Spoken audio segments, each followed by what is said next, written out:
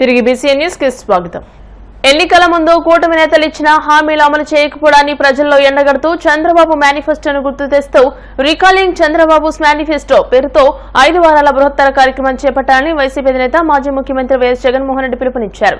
జగన్ అధ్యక్షతన తాడేపల్లిలోని పార్టీ కేంద్ర కార్యాలయంలో పార్టీ విస్తృత స్థాయి సమావేశం నిర్వహించారు. ఈ సందర్భంగా ఆయన మాట్లాడుతూ కూటమి ఏడాది పాలనా వైఫల్యాలతో పాటు ఎన్నికల్లో ఇచ్చిన హామీలు ఎగ్గొట్టిన వైనం, సూపర్ 6 హామీలు ఎగ్గొట్టిన తీరును ప్రజల్లోకి బలంగా తీసుకుపోవాలని, ప్రభుత్వ వైఫల్యాలను ప్రజల్లో ఎండగట్టాలని సూచించారు. రీకాలింగ్ చంద్రబాబు మేనిఫెస్టో కార్యక్రమానికి సంబంధించి క్యూఆర్ కోడ్ ను జగన్ ఆవిష్కరించి ఇంటింటికి దాన్ని చేర్చేలా కార్యక్రమంపై దిశానిర్దేశం చేశారు. రాష్ట్రంలో ప్రభుత్వం మారి సంవత్సరం అవుతా ఉంది. బహుశా ఇంత తక్కువ కాలంలో ఇంత ప్రజల్లో వ్యతిరేకత చోటు చేసుకున్న ప్రభుత్వం బహుశా ఎప్పుడూ కూడా మనం చూసి ఉండము. అంత తక్కువ కాలంలోనే ఇంత దారుణమైన ప్రజా వ్యతిరేకత చంద్రబాబు నాయుడు గారి ప్రభుత్వంలో ఈరోజు కనిపిస్తూ ఉన్న నేపథ్యంలో చంద్రబాబు నాయుడు గారు ఈ వ్యతిరేకత మధ్య ప్రజలకు మంచి చేయాల్సింది పోయి మంచి అన్నది పక్కకి వెళ్ళిపోయింది కాబట్టి అబద్ధాలు మోసాలు మాత్రమే మిగిలాయి కాబట్టి ప్రజలను తప్పుదోవ పట్టించే కార్యక్రమంలో భాగంగా ఈరోజు రాష్ట్రంలో ఎప్పుడూ చూడనని డైవర్షన్ పాలిటిక్స్ ఈరోజు చూస్తూ ఉన్నాం.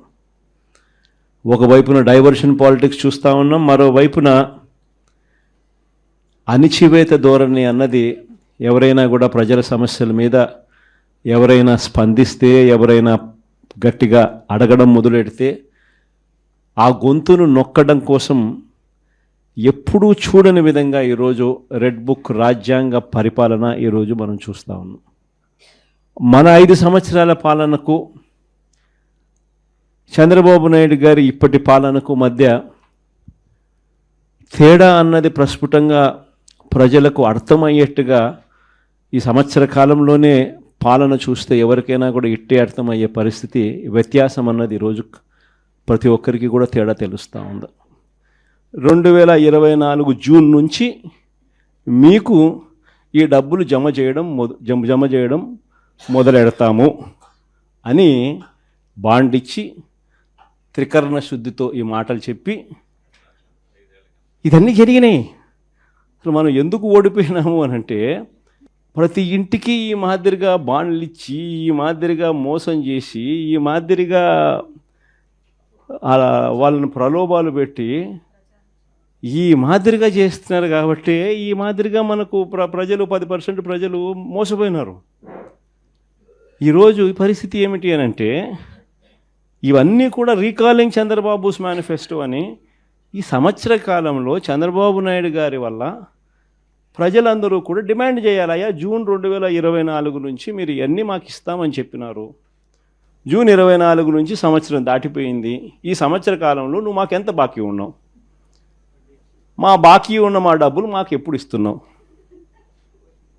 ప్లస్ ఈ సంవత్సరం మాకు ఇవ్వాల్సినవి ఇవన్నీ కూడా ఉంటాయి, ఈ డబ్బులన్నీ కూడా మాకు ఎప్పుడు ఇస్తున్నావు, గత సంవత్సరం బాకీలు ఈ సంవత్సరం మాకు ఇవ్వాల్సినవి ఇవన్నీ నువ్వు బాండ్ల ప్రకారం నువ్వు మాకు చెప్పినావు అని ఇవన్నీ కూడా గుర్తు చేస్తూ అప్పట్లో చంద్రబాబు నాయుడు చేసిన ఈ కార్యక్రమాలన్నీ చంద్రబాబు నాయుడు అన్ని విషయాలన్నీ కూడా చెబుతూ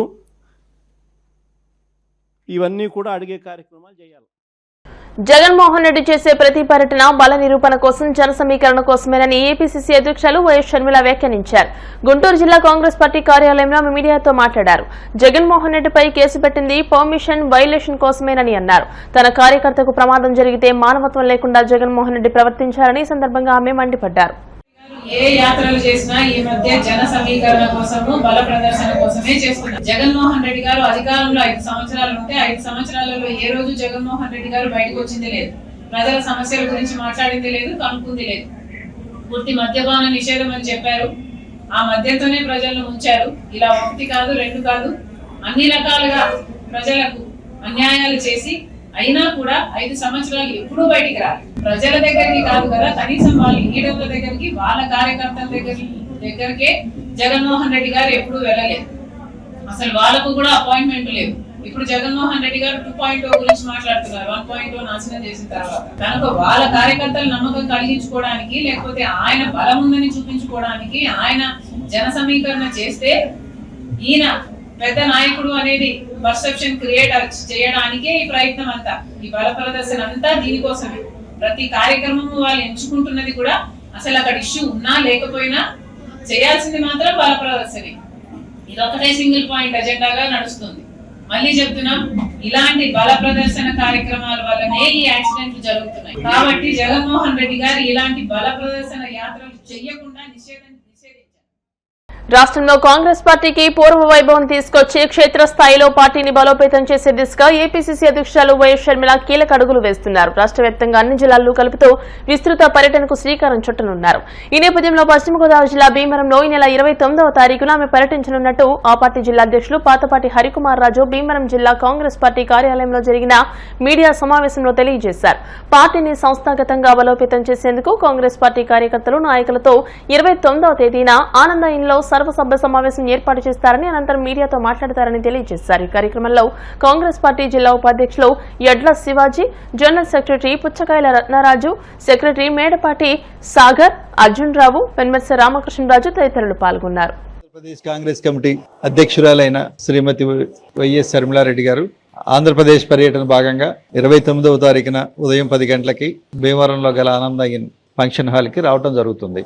సంస్థాగతంగా కాంగ్రెస్ పార్టీ అభివృద్ధి చెందేందుకు, స్ట్రెంగ్తనింగ్ అయ్యేందుకు ఆవిడ మొత్తం రాష్ట్రం అంతా పర్యటన చేస్తూ నెలాఖరికి 29వ తారీఖున ఇక్కడికి రావడం జరుగుతుంది. కాబట్టి పశ్చిమ గోదావరి జిల్లాలో ఉన్న కార్యకర్తలు, నాయకులు, అలాగే అభిమానులందరూ వచ్చి ఈ కార్యక్రమాన్ని జయప్రదం చేయవలసిందిగా కోరి ప్రార్థిస్తున్నాం. కుటుంబంతో కలిసి గుడికి వెళ్లి వస్తుండగా కారు మొరాయించడంతో కిందకు దిగి సాయం కోసం చూస్తున్న మహిళను ఓ బొలెరో వేగంగా వచ్చి ఢీకొట్టింది. దీంతో గాల్లోకి ఎగిరిపట్ట బాధితురాలు అక్కడికక్కడే మరణించింది. హైదరాబాద్ లోని కూకట్పల్లిలో జరిగిన ఈ ప్రమాదానికి సంబంధించిన వీడియో తాజాగా వెలుగులోకి వచ్చింది. ఈ ఘటన జరిగిన తీరును గమనించిన పోలీసులు అనుకోకుండా జరిగిన ప్రమాదమా లేక ఉద్దేశపూర్వకంగా చేసిన హత్య అనే సందేహాలు వ్యక్తం చేస్తున్నారు. ప్రమాదం జరిగిన వెంటనే బొలెరో వాహనం ఆకుండా అక్కడి నుండి వేగంగా వెళ్లిపోయింది. సమాచారం అందుకున్న పోలీసులు సంఘటనా స్థలానికి చేరుకుని ఘటనపై కేసు నమోదు చేసి దర్యాప్తు చేస్తున్నారు.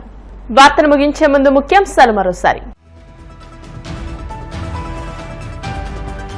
విజయవాడలో సంవిధాన్ హత్యా దివస్ కార్యక్రమంలో ముఖ్యమంత్రి చంద్రబాబు ప్రసంగం, భారత ప్రజాస్వామ్యానికి ఎమర్జెన్సీ మాయని మచ్చని వ్యాఖ్య.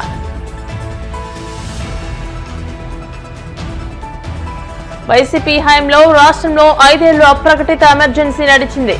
విమర్శలు గుప్పించిన మంత్రి సత్యకుమార్ యాదవ్.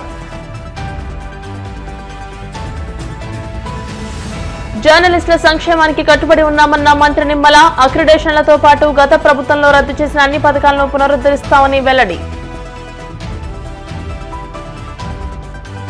రీకాలింగ్ చంద్రబాబు మేనిఫెస్టో పేరుతో 5 వారాల బృహత్తర కార్యక్రమం చేపట్టండి. వైసీపీ విస్తృత స్థాయి సమావేశంలో పార్టీ శ్రేణులకు జగన్ దిశానిర్దేశం.